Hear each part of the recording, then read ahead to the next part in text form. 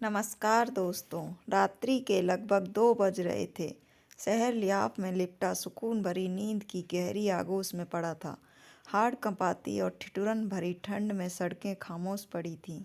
उस खामोशी को सभी सर्द हवाएं सन सन कर तो कभी मोटर कारें धर धर कर चीर रही थीं। उसी सन्नाटे में मैं और मेरी स्कूटी अपनी बेटी को रेलवे स्टेशन से ट्रेन में चढ़ाकर वापस आ रहे थे।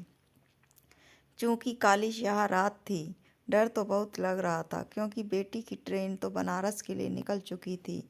बस मैं और मेरी स्कूटी अकेले वापस अपने घर लौट रहे थे। कुछ दूर आगे बढ़ी ही थी कि स्ट्रीट लाइट की मध्यम रोशनी में दूर से कुछ हिलने डुलने की और हल्की हल्की कराहने की आवाज़ें आ रही थीं। कुछ अनहोनी की डर से उस सर्दी में भी मेरे चेहरे पर पसीने की बूंदें छलक आ रही थीं और हृदय की धड़कनें कुछ तेज हो रही थीं। लेकिन एक वही रास्ता था जिससे मैं घर वापस लौटती।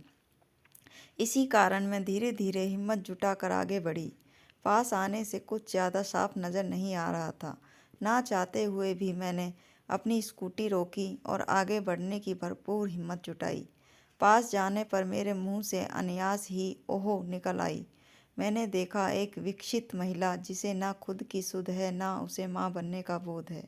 वो एक किनारे में लेटी प्रसव वेदना से बस कराह रही है और उस महिला का बच्चा एक गाय के बगल में पड़ा हुआ है, मानो वो बच्चा उस गाय को अपनी माँ समझ रहा हो और उस गाय में भी मानो ममत्व जाग उठा हो, जो बच्चे को बिना हानि पहुँचाए उसे गर्माहट प्रदान कर रही थी, जैसे वह उस बच्चे की माँ ही हो।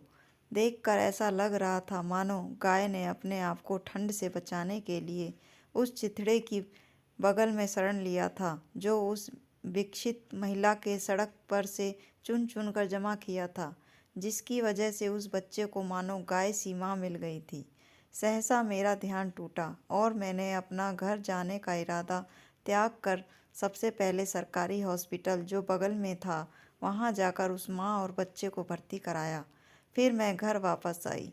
पूरे रास्ते सोचती रही उस हृदय विहीन मानव से जो ज़्यादा हृदय स्पंद उस पशु में है जिसने उस बच्चे को ममतामयी शरण दे रखी थी। कहानी अगर पसंद आए तो लाइक करें, चैनल को सब्सक्राइब करें। धन्यवाद।